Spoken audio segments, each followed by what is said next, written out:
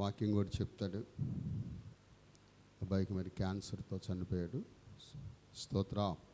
వెడనై మరి తన కుటుంబం, అతనికి పెళ్ళిడికి వచ్చిన పిల్లలు ఉన్నారు. మరి ఆ పిల్లలకు దేవుడే తోడై ఉన్నట్లుగా దేవుడు సన్నిధిలో దేవుని కాపుదల కుటుంబానికి దేవుడి ఇచ్చునుగాక. హల్లెలూయా. మంచిది పిల్లరా, వాక్యం చదువుకుందాం. లోక సువార్త 5వ అధ్యాయం మొదటి నుంచి కొన్ని వచనాలు చదువుకుందాం. లోక సువార్త 5వ అధ్యాయం మొదటి నుంచి కొన్ని వచనాలు.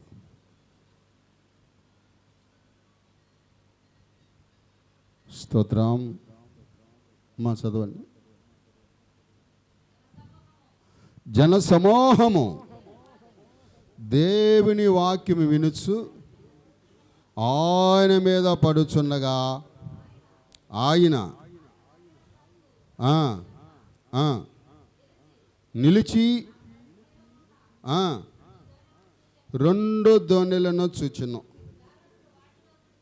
2 దోణులలో సిమోనుదైన ఒక దోణి ఎక్కి దరి నుండి కొంచెము త్రయమని అతన్ని అడిగి కూర్చుండిరి. దోణి నుండి జనసమూహమునకు బోధించుచూ ఉండెను. ఆయన బోధించుట చాలించిన తర్వాత, నీవు నీ దోణిని లోతునకు నడిపించుము, చేపలు పట్టుటకు నీ వల వేయమని సీమోనుతో చెప్పెను. సీమోను ఏలినవాడ, రాత్రంతయు మేము ప్రయాసపడితేము కానీ మాకు ఏమీ దొరకలేదని, ఆయనను నీ మాట చొప్పున వలవేతునని ఆయనతో చెప్పెను. ప్రార్థన చేసుకుందాం. పరిశుద్ధుడా, నీ కొందనాలు, కృపా కనికరిన గల మా తండ్రి, దయగల మా యేసు, నీకే వందనాలు, స్తుతి స్తోత్రాలు చెల్లిస్తున్నాను. మహాపరిశుద్ధుడా, చదవనటువంటి వాక్య లేఖనాల నుంచి విరిచిన బిడ్డలకు వడ్డించమని, అటలుపునైనా నన్ను నైనా మీ చేతుల్లో తీసుకొని సహాయం ఇచ్చేవని. ప్రభా, ఇదిగో తండ్రి, వినుచున్న వారు నీ వాక్యం పట్ల శ్రద్ధ కలిగి, మా తండ్రి హృదయము గలిబిలు కాకుండా, మా నాయన నీ బిడ్డల్ని వాక్యం వింటున్నప్పుడు నీ పరిశుద్ధాత్మ స్వాధీనంలోకి బిడ్డలను తీసుకొని నీ మాటలు జాగ్రత్తగా విని దీవెన పొందేందుకు సహాయం ఇచ్చేవని యేసు నామములో అడుగుచున్నాం తండ్రి. ఆమేన్. హల్లెలూయా. పిల్లరా, ఇక్కడ వాక్యాన్ని మళ్ళీ మనం గమనించినట్లయితే, జనసమూహము దేవుని వాక్యము వినుచుండి ఆయన మీద పడుచుండగా, ఆయన గిన్నెస్ తీరమున సరస్సు తీరమున నిలిచి ఆ సరస్సు తీరమున 2వ దోణిని చూచి జాలరులు వాటిలో నుండి దిగి తమ వలలో కడుక్కుంటూ ఉండిరి. ఆయన ఆ దోణిలో సిమోనుదైన ఒక దోణి ఎక్కి దరి నుండి కొంచెము తయ్యమని అతనిని అడిగి కూర్చొని దోణిలో నుండి జనసమూహమునకు బోధించుచూ ఉండెను. ఆయన బోధించి చాలించిన తర్వాత, నీవు దోణిని లోతుకు నడిపించుము, చేపలు పట్టుటకు వల వేయమని సీమోనుతో చెప్పిన. స్తోత్ర. పిల్లరా, ఇక్కడ వాక్యాన్ని మనం గమనిస్తే, యేసు ప్రభువారు ఆయన ఒక సముద్రం తీరాన బోధిస్తున్నప్పుడు, ఈ సీమోన్ అనబడుతున్న వ్యక్తి సముద్రం తీరాన కూర్చొని తన వల కడుక్కుంటున్నాడంట. ఏం కడుగుతున్నాడు? తన వల కడుక్కుంటున్నాడు. అంటే రాత్రంతా కూడా అతను ఆ సముద్రంలో వలేసాడు. వలేసినా కూడా ఏమాత్రం కూడా ప్రయోజనమో లేదు. అది తన పరిస్థితి అంతా కూడా సముద్రం తీరాన వాక్యం చెబుతూనే దేవుడు యేసు ప్రభువు వారు ఏం చేస్తున్నాడంటే, ఈ సీమోనుని గమనిస్తూ ఉన్నాడంట. సీమోను గమనిస్తూ ఉన్నప్పుడు సీమోనులోని ఎక్కడ లేనటువంటి అశాంతి తన హృదయంలో చోటు చేసుకుంది. ఏముందంట? అశాంతి, సమాధానం లేదు, నెమ్మది లేదు, గలిబిలిగా ఉన్నాడు. కొన్నిసార్లు మన జీవితం సరిలేనప్పుడు, మన పరిస్థితులు బాగలేనప్పుడు, మనము ఆర్థికంగా అనారోగ్యంగా కొన్ని సమస్యల్లో చిక్కుకున్నప్పుడు మనం కూడా ఎలా ఉంటామంటే కొంత ఆందోళన కలిగి ఉంటాం. ఈ మనలో ఉన్న ఆందోళన అంతా కూడా చూసేది ఎవరయ్యా అంటే దేవుడు. అది ఏ మనుషుడికి చెప్పుకున్నా కూడా అది ఎవరో తీర్చలేనటువంటి బాధ. ఎవరైనా తీర్చగలరా? నాతో సహా ఎవరు తీర్చలేరు. ఒకవేళ సేవకుడికి చెప్పినా ప్రార్థన చేయగలలే కానీ ఆ బాధను ఏమైనా తీయగలంటే తీయలేడు. ఈ సీమోను జీవితంలో భయంకరమైన సమస్య శోధనలో ఉన్నాడు, ఆర్థిక పరిస్థితుల్లో ఉన్నాడు, దిక్కు తెలియని స్థితిలో ఉన్నాడు. ఆ సమయంలో తను చాలా ఆర్థిక పరిస్థితుల్లో ఏమీ చేయలేనటువంటి పరిస్థితుల్లో ఉన్నప్పుడు తననంట ప్రభు గమనిస్తున్నాడంట. హల్లెలూయా. కొన్నిసార్లు మనం అనుకుంటాం, నా దేవుడు నన్ను మర్చిపోయాడు అనుకుంటాం, ప్రభువు నన్ను జ్ఞాపకం చేసుకోవట్లేదు అనుకుంటాం. కానీ ప్రభు ఏమాత్రం కూడా మనల్ని మర్చిపోయేవాడు కాదు. సీమోనికి దేవుడు ఒక పని అప్పగించాడు. ఆ పనిని విడిచిపెట్టాడు. ప్రభువారు లేడనుకున్నాడు, ప్రభువు నాతో లేడనుకున్నాడు, ప్రభువు నన్ను విడిచిపెట్టాడు అనుకున్నాడు. ప్రభు అంటే తన్ని ఒక ఉన్నతమైన స్థితి నుంచి తను పిలిచాడు. ఎట్లా పిలిచాడు? ఆ వ్యక్తిని ఏ విధంగా పిలిచాడు? సీమోని ఎవరయ్యా అంటే, ఇతడు ఒక జాలరీ. జాలరీ అని ఎవరిని అంటారు? చేపలు పట్టేవారిని జాలరీ అని అంటారు. ఇతను చేపలు పట్టే జాలరీ. చేపలు పడుతూ ఉన్నప్పుడు ప్రభు ఏం చేశాడంటే, సీమోను నన్ను వెంబడించు అన్నాడు. ఏమన్నాడు? సీమోను నన్ను వెంబడించు అని ఎప్పుడైతే ప్రభు చెప్పాడో తన వల విడిచిపెట్టాడు. వల విడిచిపెట్టి ప్రభువును వెంబడించాడు. కొంతకాలం వెంబడించిన తర్వాత తన జీవితంలో అనేకమైన సమస్యలు వచ్చినప్పుడు తన ప్రభువుని విడిచిపెట్టి మరలా పరాత వృత్తిలోనికి వెళ్ళిపోయాడు. మరలా చేపలు పట్టుకునే స్థితిలోకే వెళ్ళిపోయాడు. ప్రభు ఏం వాగ్దానం చేశాడు అతనికి? ఈ సీమోనికి ఏం వాగ్దానం చేశాడండి? సీమోను, నువ్వు నన్ను వెంబడించు, నువ్వు నాతో రా. నీవు సముద్రంలో అనేకమైన సమస్యలతో ఉన్నావు, కానీ నువ్వు చేపలు పట్టే జాలరేవు కాదు. నిన్ను నేను మనుషులు పట్టే జాలరుగా చేస్తాను. ఇక నుంచి నీ వల సముద్రంలో కాదు, నా మాట ప్రకారం నువ్వు జీవించాలనుకుంటే, వాక్యానుసారమైన దీవెన నిన్ను దర్శించాలంటే, వాక్యానుసారమైన దీవెన వర్షం నీ కుటుంబం మీద కుమ్మరించబడాలంటే వాక్యానుసారమైన జీవితానికి అలవాటు పడు. నీ ఇష్టం వచ్చినట్లు ప్రవర్తించడానికి కాదు నేను పిలిచింది. నేను ఎందుకు ఏర్పాటు చేసుకున్నాను? ఎక్కడో సముద్రం తీరాన గోసు పెట్టుకొని ఒంటి మీద చొక్కా లేకుండా దీన స్థితిలో ఉన్న నిన్ను, దరిద్రపు స్థితిలో ఉన్న నిన్ను నేను ఏర్పాటు చేసుకున్నాను. రావయ్యా నీ వల మనుషుల మీద అని పిలిస్తే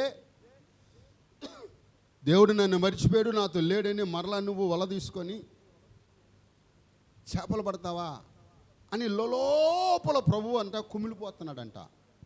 స్తోత్రం చెబుదాం. మారు మనసు పొంది దేవుని వాక్యానుసారంగా బ్రతకాల్సిన వ్యక్తి దారి తప్పితే దేవుడు హృదయంలో తీరని వేదన ఉంటుందంట. అది మనకెవరికి తెలియదు.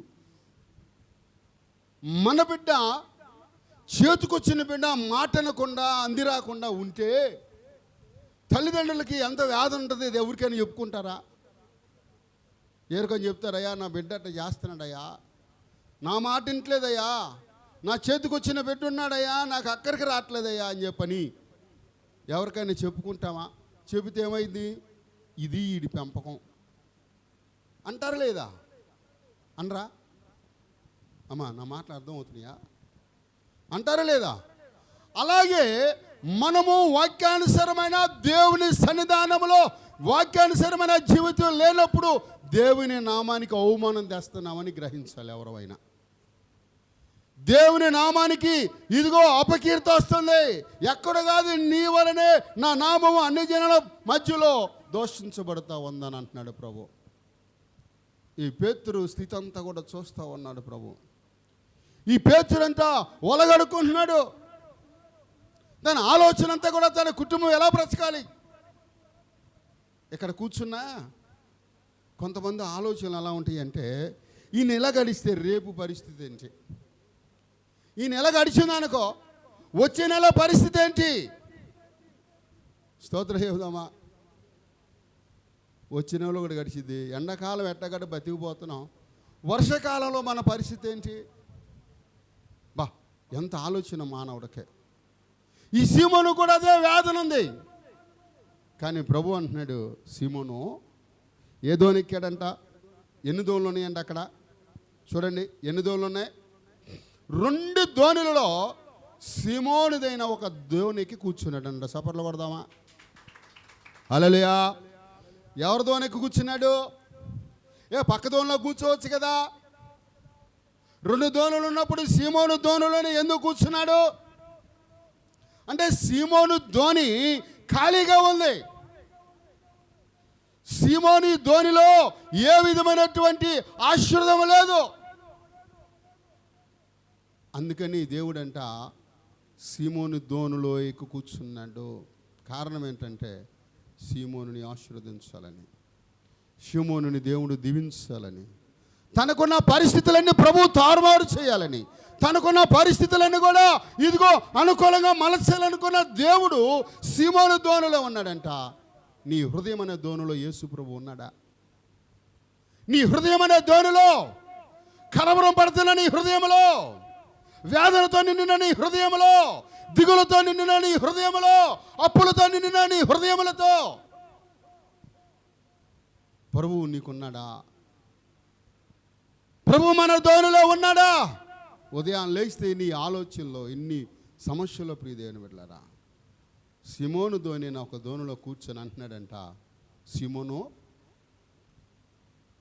నీ సిరాకులు పరాకులన్నీ నేను చూస్తున్నా, నీ బాధ అంతా నాకు తెలుసు, కొంచెం నీ పొడవ లోతుగా నడిపి అన్నాడంట. ఏమన్నాడు? నీ పొడవ కొంచెం, స్తోత్రం చెబుదామా? చూడండి అక్కడ అన్నాడు, దోణిలో సీమోను దోణి ఒక దోణిని ఎక్కి దరి నుండి కొంచెము త్రొయ్యమని అడిగి కూర్చుండి దోణిలో నుండి జనసమూహమునకు బోధించుచు ఉండును. ఆయన బోధించి చాలించిన తర్వాత అక్కడ చెప్తున్నాడు, నీవు నీ దోణిని కొంచెం లోతుకి నడిపించు అంటున్నాడు. ఏమంటున్నాడు? నీ దోణి కొంచెం లోనికి నడిపించు. నువ్వు దరిదరినే వలేస్తున్నావు, దరిదరినే ఉంటున్నావు, దరిదరిలోనే నడుస్తున్నావు. లోతైన అనుభవం నీకు లేదు. వాక్యమైన లోతులోకి నువ్వు వెళ్ళలా. దేవుడిలో ఉన్నటువంటి ఆ గుణగణాలు ఇంకా నీకు అర్థం కాల. దేవుడిలో ఉన్న ప్రేమ, ఆ దయ, ఆ కరుణ, ఆ త్యాగం నీకు అర్థం కాల. అందుకని నువ్వు దరిదరిని ఉంటున్నావు. లోతైన అనుభవం నీలో లేదు. అందుకే నీ పొడవను కొంచెం లోతుకి నడిపించు. ఎందుకు మనకి ఈ సమస్యలో, ఎందుకు మనకి కన్నీరు, ఎందుకు కన్నీరే అన్నపానం మన జీవితంలో అంటే, ఇక్కడ నీ పొడవ కొంచెం లోతుగా నడిపించి దానికి అర్థం ఏంటంటే, రోజు 1 గంట గంటన్నర మన జీవితాలు మోకాలు వరకు వస్తే అద్భుతంగా దేవుడు దీవిస్తాడు. స్తోత్రం చెబుదామా? ఏం చేస్తాడు ప్రభు? కొంచెము నీవు నీ జీవితము మోకాల వరకు రావాలి. నువ్వు పైన భక్తి గడుచున్నావు. ఇదిగో దరి తీరాన్ని నీ వల ఉంటుంది, నీ పొడవ ఉంటుంది. నది తీరాన్ని నీ పొడవ ఉంటుంది. నది ఆలగొట్టినదంట, అలా పొడవను తాకినప్పుడు పొడవ ఏమైందంట చెప్పాలి. ఎప్పుడు చూడలేదా? నదులు ఎప్పుడు చూడలేదా? సముద్రాలు ఎప్పుడు చూడలేదా కదా? బలమైన అలొచ్చి ఆ పొడవను అట్ట కొట్టింది అనుకోండి, ఆ పొడవ ఏమైంది? బలంగా ఉంటుందా? ఊగిద్ది. వాక్యమైన అలా దేవుడు మంచి మాట మన హృదయంలో పడినప్పుడు, అబ్బా నేను ఇట్ట ఉండాలరా, నేనిట్ట జీవించాలరా, ప్రభు కోసం నేను ఇట్ట నడవాలరా అని కొంతకాలం బాగా ఊగిద్దంట. ఏంటిది? పొడవ. కొంచెం సమస్యలు ఎక్కువైనప్పుడు, భక్తులు కొంచెం శ్రమ వచ్చినప్పుడు, భక్తులు కొంచెం ఆటంకాలు కలిగినప్పుడు, కొంచెము శోధన ఏర్పడినప్పుడంట ఇక మరలా ఏమైందంటే దరిదరినే తిరుగుతూ ఉంటా. స్తోత్ర. మనలో లోతైన అనుభవం లేదు. మారు మనసు పొందిన దుర్భాషలు పోవు, మారు మనసు పొందిన అబద్ధాలు పోవు, మారు మనసు పొందిన ఎదటివాడి మీద చెడు చూపులు పోవు, మారు మనసు పొందిన ఇసుపు చూపులు ఎదటివాడి మీద జల్లటం ఆపం. ఇదేంటయ్యా అంటే దీనికి కారణం ఏంటంటే లోతైన అనుభవం లేక. స్తోత్రం చెబుదామా. ప్రభు ఏమంటున్నాడు? నిన్ను వలే నీ పొరుగు వారిని ప్రేమించు అంటున్నాడు. మనం ఏం చేస్తున్నాం? అది రివర్స్. స్తోత్రం చెబుదామా. నాకు అడిపే నాకు దేవుడు అనుకుంటున్నాం కానీ పిల్లరా ప్రభు అలా అనుకున్నాడు అనుకోండి, తప్పిపోయిన ఈ సీమోను మరలా ఎత్తుకుంటా కొత్తడా? ప్రభులో ఏముంది ఒకసారి చదవండి. ఐబీసీ పత్రిక, అదే పిలుపు పత్రిక 2:5 ఒకసారి చదువుదాం. పిలుపు పత్రిక, పిలుపులు రాసిన పత్రిక 2:5 ఒకసారి చదువుకుందాం.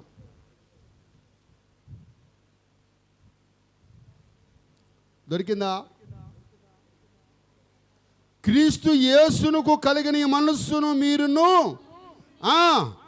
ఆయన దేవుని మనస్సును దేవుని స్వరూపమును కలిగిన వాడయుండి దేవునితో సమానముగా ఎంచుట విడిచిపెట్టకూడని భాగ్యముని విడిచిపెట్టుకొని మనుషుని పోలికగా పుట్టి దాసుని స్వరూపాన్ని ధరించుకొని తాను రిక్తునిగా చేసుకున్నాడు. భక్తిలో మనం ఏమైపోవాలంటే మనల్ని మనం రిక్తునిగా చేసుకోవాలి, తగ్గించుకోవాలి. నువ్వెంత తగ్గించుకుంటావో, తగ్గించుకొని ఎంతగా ప్రభువుకు లోబడతావో అంత దీవెన మనకిస్తాడు ప్రభు. స్తోత్రం చెబుదామా. ఎవరికి లోబడాలి?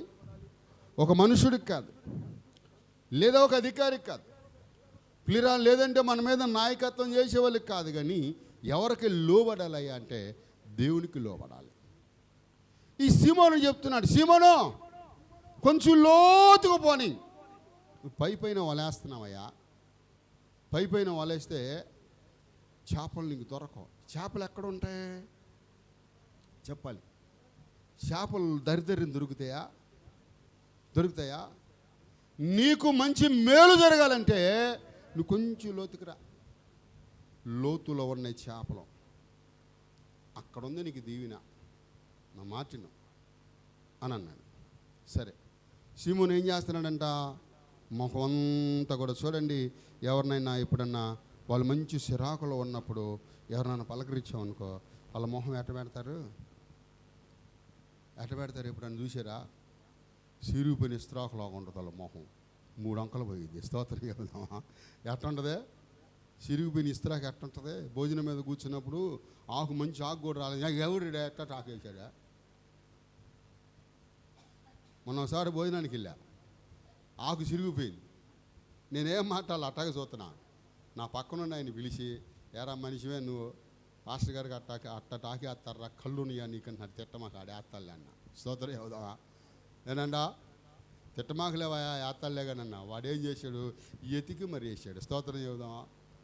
ఎతికి అంటే ప్రేమ సముద్రమంత లోతైన పగన చల్లార్చిదంట. స్తోత్రం చెబుదాం. బగ మండుతున్నటువంటి ఆ లావాలంటే పగను కూడా ప్రేమ చల్లార్చింది. ఆ యాకు ఎవరు చేయాలనుకున్నారు వాడు? స్తోత్రం చెబుతాం. ఆ యాకు నాకు పక్కన వాడు తిడుతుంటే నేను నాగా తిట్టమాక పాప మరి ఇది చేసి ఉంటాను, లైన్లో వచ్చి ఆయన తయారు చేశారా చిన్న మంచిది నువ్వే చూసేయి అయ్యా అన్నాడు పక్కన. నేను అన్నాక నన్ను అయ్యగారు నేను అతను ఆగండి అని చెప్పి మంచి ఆమె తీసుకొచ్చాను. స్తోత్రం చెబుదాం. అరే నా కోపం రాలా నా పక్కన ఉన్నవాడికి? ఎందుకని రాలేదంటారు చెప్పండి? ఎందుకని రాలేదు? స్తోత్రం చెబుదామా. క్రీస్తు యేసుకు కలిగిన మనసును మీరును కలిగి, ఆ ప్రేమ ఆ మనస్సు కలిగి ఉన్నవాడు ఇతరుని తొందరగా దూషించడం. స్తోత్రం. పోయిన ఆదివారం నేను ఇక్కడే ఉన్నాను, నా ఫోన్ చేశాడు అయ్యగారు, అయ్యా ఈరోజు మీ చర్చిలో వాకింగ్ చెప్పడానికి వస్తానయ్యా అన్నాడు. రండి అయ్యా అన్న. మంచి దైవజనుడు ఆయన. కాలేజీలో నేర్చుకునే వాళ్ళకి వాక్యాన్ని బోధించేవాడు. బైబిల్ కాలేజీలు ఉంటాయి కదా, దాంట్లో టీచింగ్ ఇస్తాడు, అంటే టీచర్లు అంటాడు. ఒక రకంగా చెప్పాలంటే ఆయనకి నేను విద్యార్థులు అంటుండే. అలాంటి ఆయన నా దగ్గరికి వస్తానంటే, అన్న రండి అన్న, పాపం వాక్యం చెప్పాడు, బాగా చెప్పాడు. అది ఎంత ఎండలో అలిసిపోయిన నెలలో నేను బాగానే ఉన్నాను, ఎండ తీవ్రతకి పిల్లరా ఆ వేడికి తట్టుకోలేక వెంటనే నేను వెళ్ళిన వెంటనే ఆయన కూల్ డ్రింక్ తీసుకొచ్చి ఇచ్చాను. తాగాడు కాసేపు. తాగిన తర్వాత మరి ఏమైంది ఏమో నాకు తెలియదు, కానీ బలారాధన అయిపోయింది. కూర్చొని కుర్చీలో అట్లాగే కుప్పకూలిపోయాడు. అరే ఏంటిది చూస్తే కాలు చేతులు చల్లబడిపోయాయి.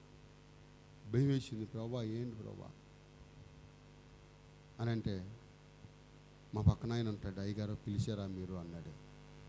ఎవరు పిలిచినా వచ్చారు కదా, ప్రభు పంపించాడు. నేను పిలవలేదు, ప్రభు పంపించాడు. ఆయన వచ్చాడు, ఏమి ఇబ్బంది లేదు, భయపడద్దు. సరే పక్కన తీసుకెళ్ళాం, ఫ్యాన్ వేసాం, మంచం మీద కాసేపు పడుకున్నాడు. కొంచెం తేరుకున్న తర్వాత ఇంటికి తీసుకెళ్ళి పాలు రాసి పడుకోబెట్టాం. ఆయన అంటాడు, అయ్యా నా ప్రాణాన్ని కాపాడా. స్తోత్రం చెప్దామా. ఏదో అయిపోయిందని మా ఇంటికి కబురు పెట్టలేదు, మా పిల్లలకు ఫోన్ చేయలేదు. ఎంత గొప్ప ప్రేమయ్యా, నేను దాన్ని గ్రహించలేకపోయాను. స్తోత్రం చెబుదామా. హల్లెలూయా, హల్లెలూయా. పిల్లరా, తన కుమారుడు నిన్న గురువారం చనిపోయాడు. అబ్బాయి క్యాన్సర్. పెళ్ళిడికి వచ్చిన పిల్లలు ఉన్నారు ఆయనకి. మేమంతా ఒకసారి కూర్చొని టీదా కూర్చొని మాట్లాడుకుంటున్నాం. కబగా వచ్చాడు.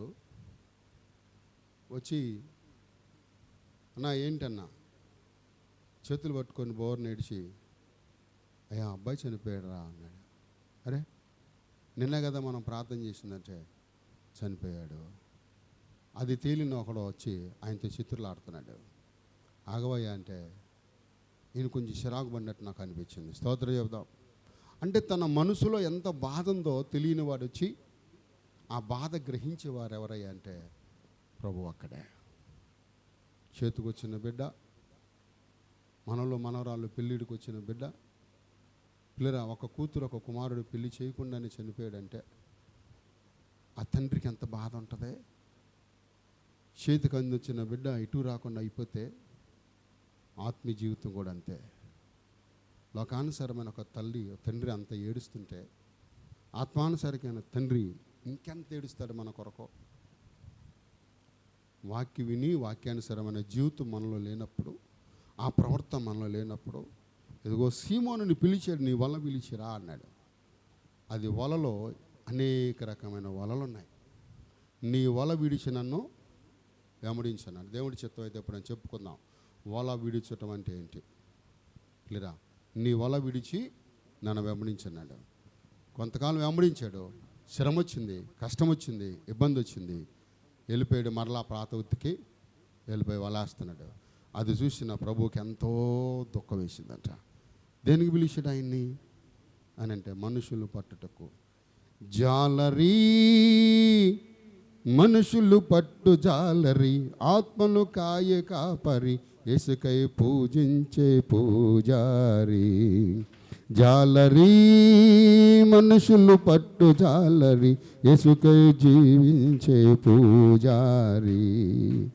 ఏనంట, ఎవరి కోసం బతకాలి? యేసుకై జీవించే పూజారి. యేసు కొరకు బ్రతకాల్సిన ఈ వ్యక్తి మరలా పాత స్థితిలోకి వెళ్ళిపోయినప్పుడు అక్కడ అంటున్నాడు, అయ్యా నీ పొడవు కొంచెం లోతుకి నడిపిమన్నాడు.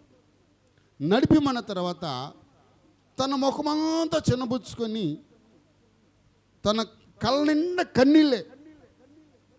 అది చూశాడు ప్రభు. చూసి, సీమోను నీ పొడవు కొంచెం లోతుకి నడిపివయా అన్నాడు. అని ఏమంటున్నాడంటే, చూడండి కింద వచ్చిన ఏమంటున్నాడు, నీ పొడవ కొంచెం లోతుకి నడిపిమన్నాడు.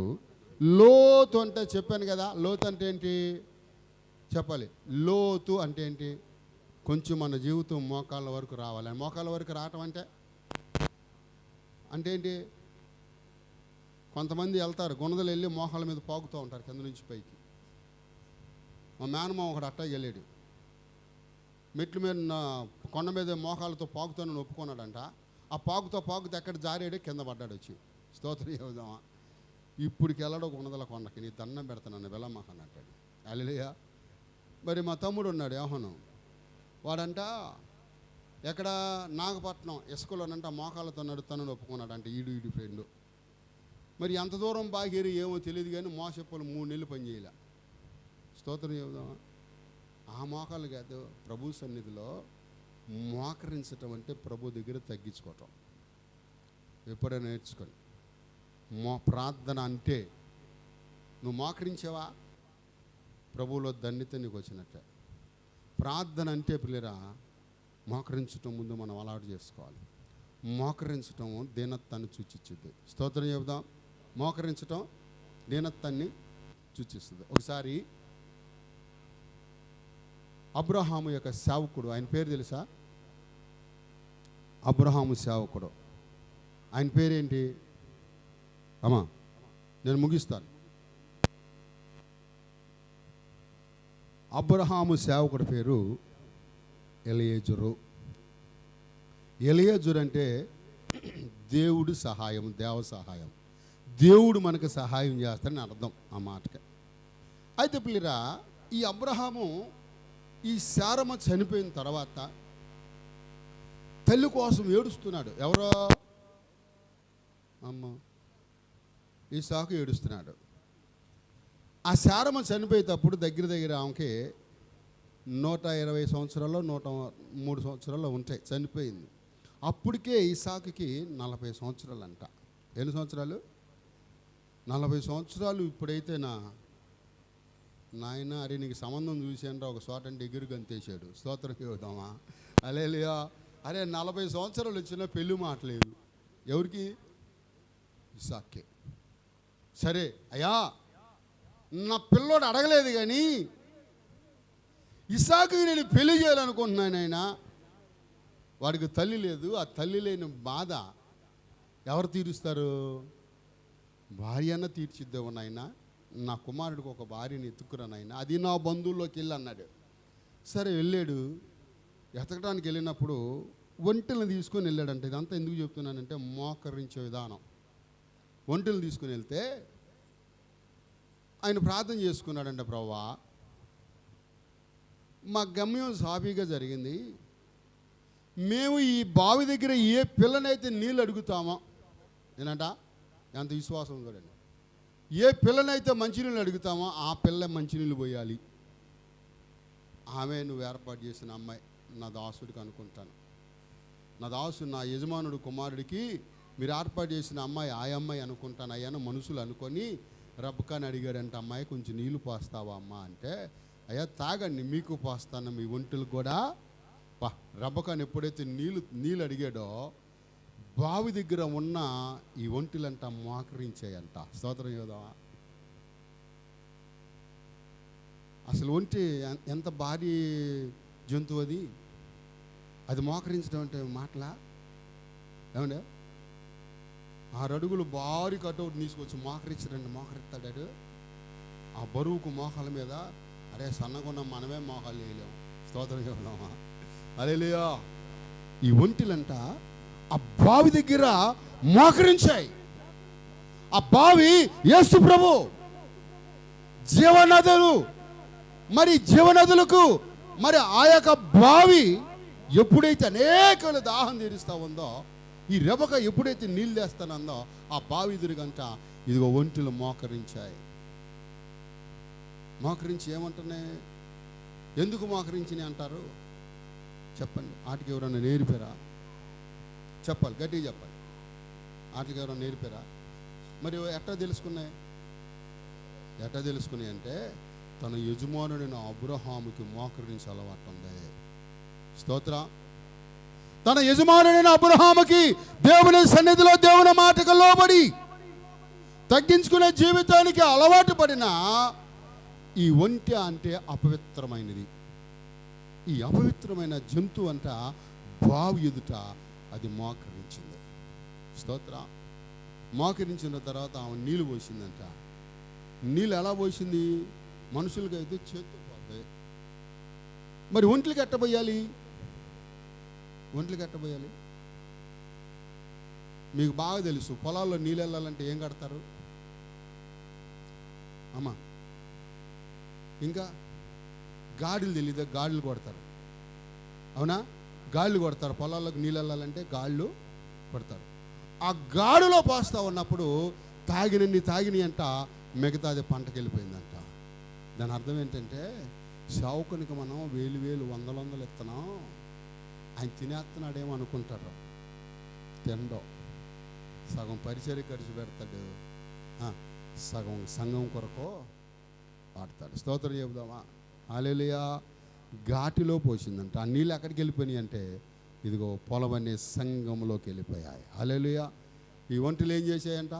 ఒంటెలు మోకరించి తన యజమానుని దగ్గర దీనత్వాన్ని చూపిస్తూ ఉన్నాయి. స్తోత్రం, హల్లెలూయా. అందుకే ఇక్కడ అంటున్నాడు కదా, ఏమంటున్నాడంటే, నువ్వు కొంచెం లోతుగా నడిపించి సీమోనుతో చెప్పగా, సీమోను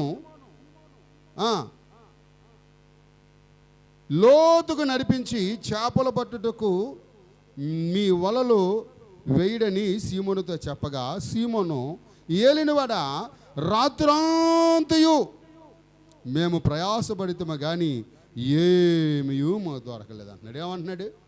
రాత్రి అంతా ప్రయాసపడ్డాను. రాత్రి చీకటికి గుర్తు, చీకటే పాపానికి గుర్తు.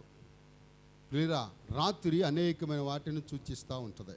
అయితే ప్రభు అంటున్నాడు, సీమోను ఇప్పుడు వలే నా మాటినో. అయ్యా రాత్రంతా ప్రయాసపడ్డానయ్యా, రాత్రంతా ప్రయాసపడ్డావు. రాత్రి నీతో లేను. నువ్వు పాపంలో ఉన్నప్పుడు నీతో నేను లేను. నువ్వు జోజగాలతో, తిరుగుబోతులతో, త్రాగుబోతులతో ఉన్నప్పుడు నీతో నేను లేను.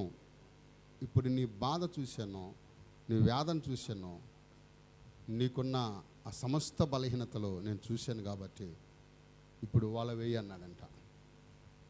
లేదు నాయనంటే అప్పుడు ప్రభు మళ్ళీ ఏమంటున్నాడు చూడండి, అక్కడ చూడండి, రాత్రంతయు ప్రయాసపడతాము కానీ మాకేమీ దొరకలేదు, అయినను నీ మాట చొప్పున వలవేతనని ఆయనతో చెప్పెను. వారు అలాగ విస్తారమైన చేపలు, అందుచేత వారు వలలు పిలిగినంతగా వేరే ఒక దోణిలో ఉన్న తమ పోలిన వారిని వచ్చి తమకు సహాయము చేయమని వారు సైగలు చేసిరి. ఏం చేశారంట? ఏం చేశారు? తమతో ఉన్నవారు, ఈ సీమోను యేసుప్రభు ఎక్కడున్నారు అమ్మ చెప్పాలి. సీమోను యేసుప్రభు ఎక్కడున్నాడు? మనం ఎక్కడుంటే దీవించబడతాం, ఎలా ఉంటే దీవించబడతాం, ఎవరితో ఉంటే దీవించబడతాం, ఏ విధమైన ఆలోచనతో ఉంటే మనం దీవించబడతాం. చూస్తే ఇక్కడంట యేసు ప్రభు వారు సీమోనుతో ఉన్నాడంట. సభలు పెడదామా? ఎవరితో ఉన్నాడు? యేసు ప్రభు వారు సీమోనుతో ఉన్నాడు, సీమోను యేసు ప్రభుతో ఉన్నాడు. మనతో ఎవరున్నారు? మనం ఎవరితో ఉంటున్నాం? మనతో ఎవరున్నారు? మనం ఎవరితో నడుస్తున్నాం? ఇదే కాలంలో గ్రహించాలి. ఎందుకు మనకు దీవెన రావటం లేదు అని అంటే, ఇదిగో యేసు ప్రభు వారు సీమోనుతో ఉన్నాడు, సీమోను యేసు ప్రభుతో ఉన్నాడు. మనం ఎక్కడున్నాం? మనం ఎవరితో ఉన్నాం? సీమోను దోణిలో ఇక కూర్చున్నాడు ప్రభు. మన హృదయమనే దోణిలో యేసు ప్రభు ఉన్నాడా? యేసు ప్రభుకు స్థలం ఉందా మన ఇంట్లో, మన ఒంట్లో, మన హృదయంలో? పిల్లరా, చేపలు పట్టాడు, వలేసి విస్తారమైన చేపలు పట్టిన తర్వాత వల రావట్లేదంట, లాగుతుంటే రాకపోతే నీ సీమోను అనుకున్నాడంట, ఈ చొక్కా పైకి లేపి బొడ్డు చుట్టూ ఎత్తుక్కుంటున్నాడంట. ఎందుకు ఎత్తుక్కుంటున్నాడు చెప్పండి? కత్తి కోసం ఎదుగుతున్నాడంట. సీమోను ఏమైందంటావేంటయా? నేను పొద్దున్నే నా బతికేది నేను బతుకుతుంటే, నా బాధ నేను పడుతున్నాను, ఏంటయ్యా అంటావేంటి? నీ మానాన్ని నువ్వు పోవచ్చు కదా, అసలు నువ్వెవరవే? పొద్దున్నే నా దగ్గరికి వచ్చి నేనే నిద్రమోహం అనుకుంటే నాకంటే నిద్రమోహం లాగున్నావు నువ్వు అనుకుంటున్నాడంట యేసు ప్రభుని. గొనుగుంది చాలు కానీ ఏమైందో చెప్పు అంటున్నాడంట. ఏమైంది అంటావేంటే? నాకేమన్నా 100 వలలు ఏమైనా ఉన్నాయా, లేదా 2-3 వలలు ఏమైనా ఉన్నాయా? ఒక్కగానో ఒక వల. ఈ వల నువ్వు వేయమన్నా నీ మాట చొప్పున వేసా నేను. వల రాట్లా, ఏ రాళ్ళల్లోనో చెట్టులోనో చిక్కుకుంది. ఆ రాళ్ళలో చెట్టులో చిక్కుకున్న వలని కొయ్యటాక కత్తెత్తుకుంటున్నానంటే అప్పుడు ప్రభు అంటాడు, సీమోను నా మాట ప్రకారం నువ్వు వల వేసావు కాబట్టి నీ వల ఈ రాళ్ళల్లోనూ చెట్టుల్లోనూ స్తోత్రం చెబుదామా. యేసయ్య వాక్యానుసారంగా జీవిస్తే, యేసయ్య చెప్పినట్టుగా బ్రతికితే, ఆయన చూపిన మార్గంలో నడిస్తే నువ్వు శ్రమల పాలవవు, కష్టాల పాలవవు, కన్నీరు ఉండదు, వేదన ఉండదు, రోదన ఉండదు, రోగం ఉండదు. హల్లెలూయా చెబుదామా. హల్లెలూయా. ఇదిగో నా మాట ప్రకారం వల వేశావు. వాక్యానుసారంగా జీవించడానికి నువ్వు నేర్చుకో. వాక్యానుసారమైన ప్రవర్తన నీలో ఉండుట ఎంతో మంచిది అని ఇక్కడ ప్రభువు చెబుతున్నాడు. ఎందుకు కత్తి ఎత్తుకుతున్నాడు అని అంటే, ఈ రాళ్ళల్లోనూ చెట్టల్లోనూ ఈ వల చిక్కుకొని ఉంటుంది, కోసి బయటికి లాగదాం అనుకున్నాడు. కానీ ప్రభు అంటున్నాడు, సీమోను అవసరం లేదు, నా మాట ప్రకారం నువ్వు వల వేసావు కాబట్టి నీ వల రాళ్ళల్లోనూ చెట్టుల్లోనూ చిక్కుకోదు అని అన్నప్పుడు, లేదు కొంచెం గట్టిగా లాగన్నాడు. గట్టిగా లాగినప్పుడు అంట ఒక్కొక్క చేప వచ్చి ఈ సీమోని ఎక్కిరించి మళ్ళీ లోపలికి వెళ్తున్నాయి అంట. ఒక్కొక్క చేప మళ్ళీ పైకి వస్తుందంట. వలలో నుంచి సీమోని ఎక్కిరించి బయటికి వెళ్ళిపోతుంటే ఈ సీమోని అనుకుంటున్నాడంటే, ఇదేంటిరా, ఈ సముద్రంలో నేను సీనియర్ని కదా, ఎక్కడ ఏ చేప ఉందో నాకు తెలుసు, ఈ సముద్రంలో మూలన ఎక్కడ ఏ విధమైన చేపలు పడతాయో నాకు తెలుసు, ఈ రకరకాలమైన చేపలు నేను ఎప్పుడు చూడలేదే. లేరా, నువ్వు లోకంలో సీనియర్ అవ్వచ్చు, అన్నీ నీకు తెలిసి ఉండొచ్చు, నువ్వు గొప్ప వ్యక్తివే కాదని నేను అంటలేదు. కానీ నువ్వెంత గొప్పవాడువైనా వాక్యానుసారమైన జీవితం నీలో లేనప్పుడు, వాక్యానుసారమైన ప్రవర్తన నీలో లేనప్పుడు, నువ్వు ఎంత కష్టపడినా, ఎంత ప్రయాసపడినా, రాత్రి ప్రయాసపడ్డాను అంటున్నాడు. రాత్రి పాపానికి గుర్తు, పాపంలో ఉంటే, పాపంతో ఉంటే ప్రభు నీతో ఉండడం పిల్లరా. ఈయన అంటున్నాడు, రాత్రి నీతో లేను, ఇప్పుడు నీతో ఉన్నాను, నా బార్ ప్రకారం వల వేసావు కాబట్టి నీ వల్ల రాళ్ళలో చిక్కోదు, లాగు అన్నాడు. లాగిన తర్వాత విస్తారమైన చేపలో ఏం చేయాలి, ఒక్కడే లాగలేకపోతున్నాడు. ప్రభు చెప్తున్నాడు, ఏంటి సీమోన్ అంటే, అయ్యా ఒక్కనే చేయలేకపోతున్నానయ్యా అంటే, ఆ దరిదరిన కూర్చున్నవాడిని పిలవండి. పని పాట లేకుండా, మందిరానికి వెళ్లకుండా, దేవుని వాక్యం వినకుండా, ఇగో దరిదరిగిన అరుగుమెట్టును పెట్టిన వాళ్ళు పిలువ, నీ పాలువారిని పిలువ అన్నాడు. పిలిచారు, సైకిల్ చేస్తున్నాడు, ఏయ్ రాండి రా అంటున్నాడు. వాళ్ళు అన్నారే, సీమనో ఏమైందిరా నీకండి, ఏమైంది అంటావేంట్రా బాబు, ఈయనెవరో వెలుగు సంబంధం అంట, చేపలు పడ్డాయి, ఇప్పుడు చేపలు పడతామేంట్రా, మనం రాత్రి శికారం గలం కదా, రాత్రిపూట ప్రయాణం చేసేవాళ్ళం కదా, మనం రాత్రిలో జీవించేవాళ్ళం కదా, రాత్రుల్లోనే కదా మన బ్రతుకులు సాగేది. మేము అప్పుడప్పుడు చూస్తూ ఉంటాం పిల్లరా. మరి మేము ఆ సాయంత్రం పూట గోపాలగూడు వెళ్ళొచ్చేటప్పుడు కారులో మా బుడ్డోడు మనోడు తాత ఇట్లా అంటాడాడు, బండి ఆపుతాం. బండి ఆపిన తర్వాత కారు పక్కన పెడితే పక్కన కుర్రోళ్ళు లైన్గా 4-5 కుర్రోళ్ళు ఏం చేస్తారంటే పిల్లరా, ఆ ఫోన్లో ఏం చూస్తారో తెలియదు. ఫోన్లో చీకటి జీవితాలు, యవనస్తులు పాడైపోతూ ఉన్నారు, తన జీవితాలు పాడు చేసుకుంటున్నారు, అంధకారంలో పాపంలో ఉంటున్నారు. ఇగో పిలుస్తున్నాడు, రే రండి, ఆగరా, సీమోనికి ఏమన్నా మైండ్ పోయింది అంటే, పగలెప్పుడైనా చేపలు పట్టామా మనం రాత్రి శకాలం కదా, రాత్రి కదా మన వేట, రాత్రి కదా మనం వేటాడేది. కాదురా, ఈయనెవరో వెలుగు సంబంధం అంట, రండి అన్నాడు. వచ్చి చూస్తే చేపలు, స్తోత్రం చెబుదాం. వచ్చి చూస్తే విస్తారమైన చేపలు. ప్రభువుకు తెలిసండి ఎక్కడ చేప ఉందో. ఆయన సృష్టి అంతా కూడా ఆయన స్వాధీనపరుచుకున్నాడు. ఆయన సృష్టికర్త, సమస్తం ఆయనకి తెలుసు పిల్లరా. ఆ సముద్రంలో ఉన్న చేపలన్నీ పిలిచాడు, ఒక్కొక్కటి వచ్చాయి, వల్ల చిక్కున్నాయి, పైకి లాగారు, విస్తారమైన చేపలు పట్టారు. వచ్చిన వాళ్ళందరూ ఆలోచన చేస్తూ ఉన్నారంట, చేపలు విస్తారమైన చేపలు రాసిపోతున్నాయి. ఈ సీమోనేమో ఒక్కొక్క చేప తీసుకుంటున్నాడు, బొట్టలో వేసుకుంటున్నాడు, ప్రభుకెళ్ళి చూస్తున్నాడు. ఒక్కొక్క చేప తీసుకుంటున్నాడు, బొట్టలో వేసుకుంటున్నాడు, ప్రభుకెళ్ళి చూస్తున్నాడు.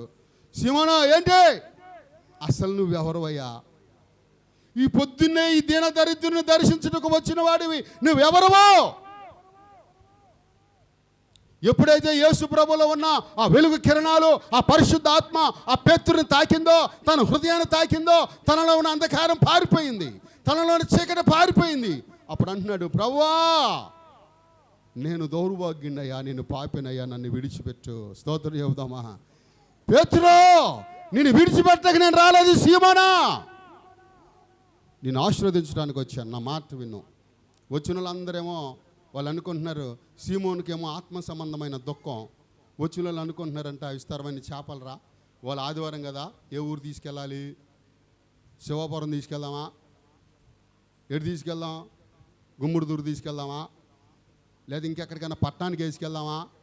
చేపలు. వీళ్ళకి వ్యాపారం మైండు. ఇగో ఈ సీమోనికేమో ఆత్మ సంబంధమైన దుఃఖం. స్తోత్రం చెబుదాం. కొంతమందికి వ్యాపారం మైండ్ ఉంటుంది. హల్లెలూయా. 100 ఇస్తే 100 ప్రార్థన, 50 అయితే 50 ప్రార్థన, 1,00,000 ఇస్తే 1,00,000 ప్రార్థన.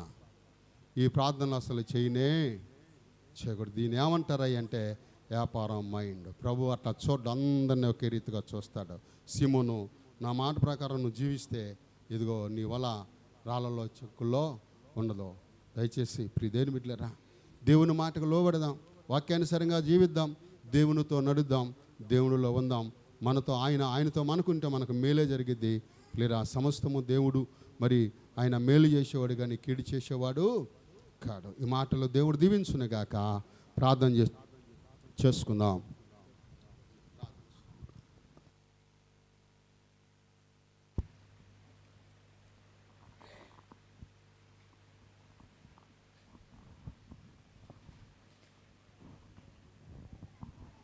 హల్లెలూయా.